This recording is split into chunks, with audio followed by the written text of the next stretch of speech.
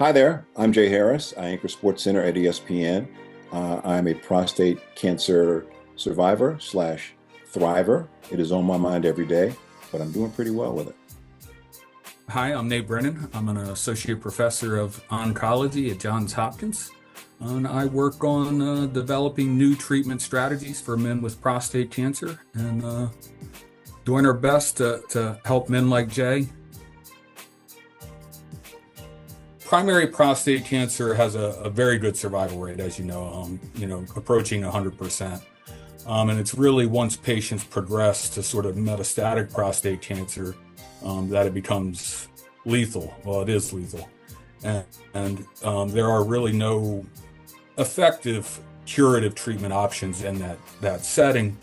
We have some treatment options that can extend life, prolong survival, but really no cures. And so there's new radiation type treatments that are targeted, or actually are, to reduce toxicity.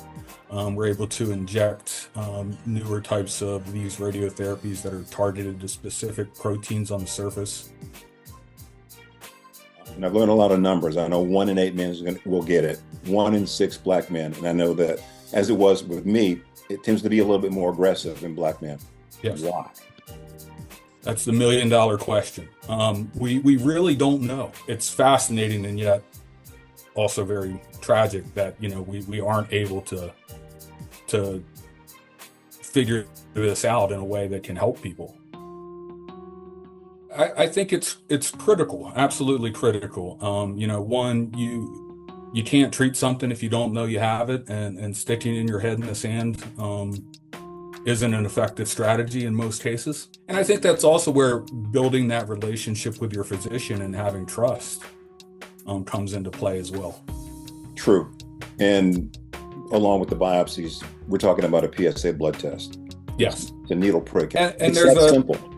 Yeah, it is. It's fairly simple in the beginning. And with the rapid development over the last decade or more of active surveillance protocols, again, it's not a one-size-fits-all approach. People with low grade disease, low PSAs often go on an active surveillance protocol where they're just monitored and watched. There are really no invasive interventions that are necessary at that point. But you have it, and so you can monitor it and watch it. And so when it becomes time, if it becomes time, down the road, that you can treat it effectively and know it's there and not walk in the door after it's too late. How essential is the support that you have received from the V Foundation? The V Foundation is just incredible. They've really have embraced the idea of high impact, high risk science that can be transformative in a more than incremental way. We really have to take some risks based on good science and good evidence, but risky science that can transform lives. Science is really a team effort at this point. People doing science like I do it because we want to help people, and all people. It doesn't matter where you're from or who you are, but to give back in the way that I can to the best of my ability. And this is what I can do.